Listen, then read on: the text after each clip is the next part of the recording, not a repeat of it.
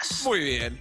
7:33 de la mañana, el contexto económico de la Argentina es bastante sensible. Ayer el dólar cerró a 221 pesos, ya subió 15 pesos el dólar en lo que va de 2022, pero lo fuerte de la agenda, y obviamente quizás vinculación directa con el dólar, es el pago de la cuota al Fondo Monetario Internacional que la Argentina debe hacer en el día de mañana. Son 730 millones de dólares que la Argentina tiene que pagarle al Fondo Monetario Internacional, y hay como un silencio de misa del gobierno en referencia a si esto lo va a llevar a cabo o no. Algo que empezó a sonar en las últimas horas, que podría llegar a haber una negativa de pago.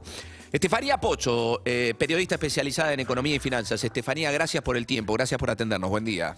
Hola, ¿cómo están? Buen día allí y a toda la audiencia. Bueno, muchas gracias. ¿Qué lectura haces de este silencio del último tiempo del gobierno respecto de un pago que tiene que hacerse mañana y de algunas voces oficialistas que ya declaman un poco esto de no pagar?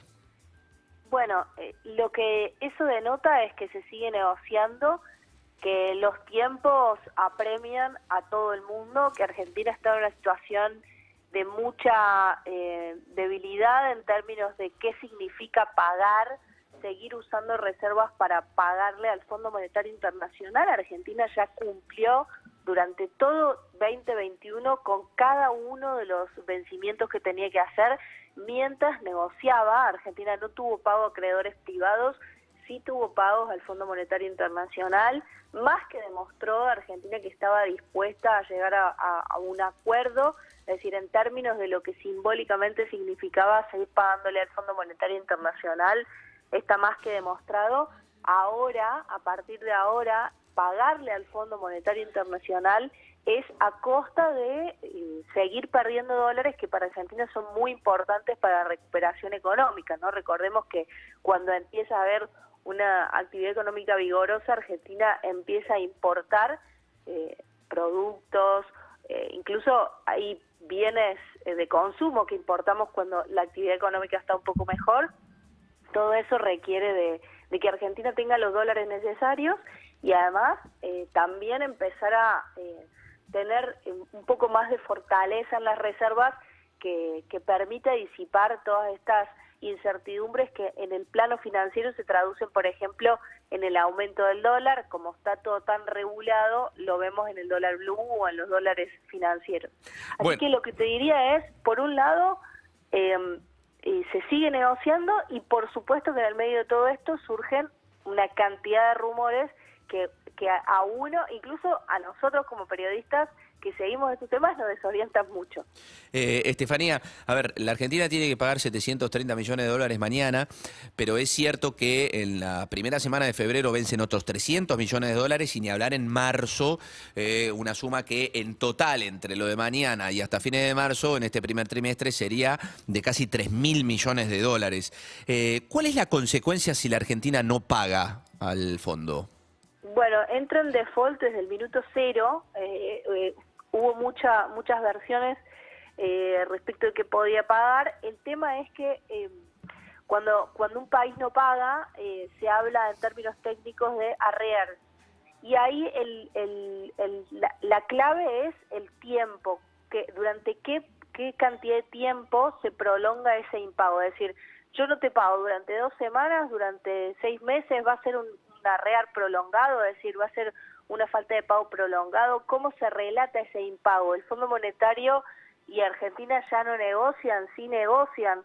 Es decir, el no pago, primero en términos técnicos, implica un default desde el minuto cero, pero al mismo tiempo hay que ver de qué manera se relata, de qué manera se compone públicamente ese no pago. ¿Por qué es ese no pago? Eso te diría que es una señal importantísima porque de alguna manera orienta hacia qué lugar están yendo las negociaciones.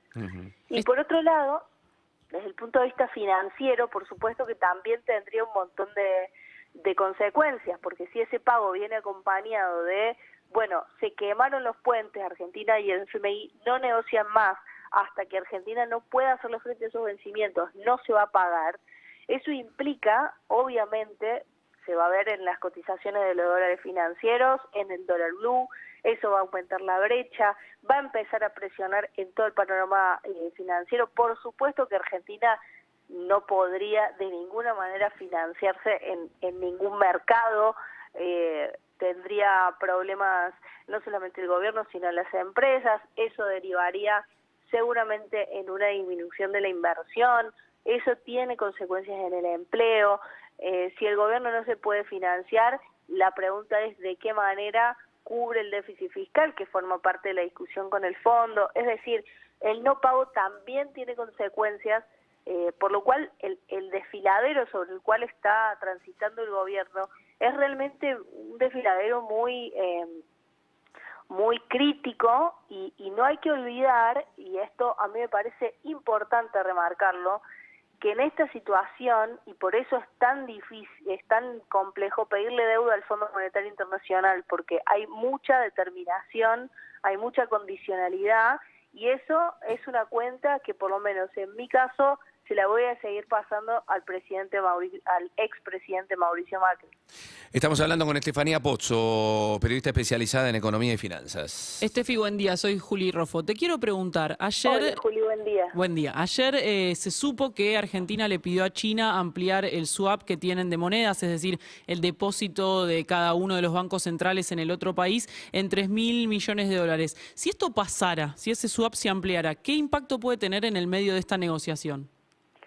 Bueno, eso es lo que te da la pauta, que haya circulado este rumor, lo que te da la pauta es que Argentina de alguna manera busca reforzar sus reservas. Esto quiere decir que le va a pagar a la Argentina el Fondo Monetario, o sea, Argentina le va a pagar al Fondo Monetario, entonces está buscando cómo fortalecer las reservas, es una lectura.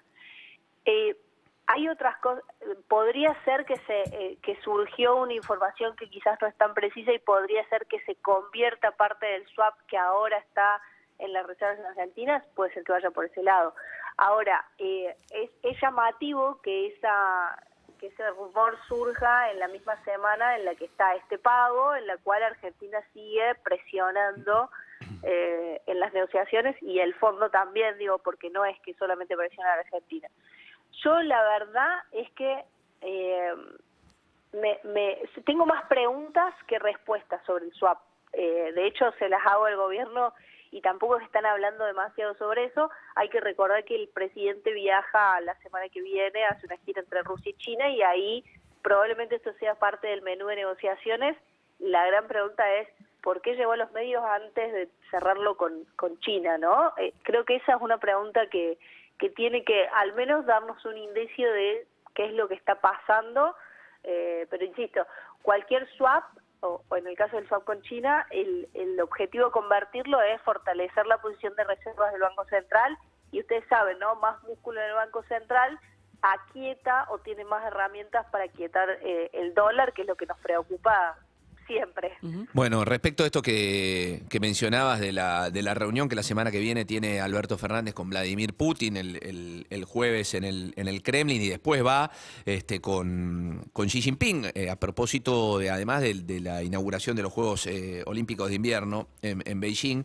A ver, ¿lo ves inoportuno? ¿Lo ves como una señal quizás de cierta rispidez con Estados Unidos, que tiene mala relación con China y con Rusia, además puntualmente ahora profundizada por la invasión de Rusia en Ucrania? ¿Sentís que esto puede ser incluso negativo, inoportuno para la negociación con el fondo? Uno nunca sabe. Por supuesto que, digamos, en términos simbólicos a Estados Unidos no le gusta la foto de un presidente, o sea, no argentino por Argentina, sino las relaciones, prefiere su propia hegemonía en detrimento de lo que puede pasar con Rusia y con China, y sobre todo en este momento en el que vos decís, claro, está pasando una situación contextual global muy tensa en Ucrania, que pone aún más cara contra cara a Estados Unidos contra Rusia. Eso te diría que en la generalidad.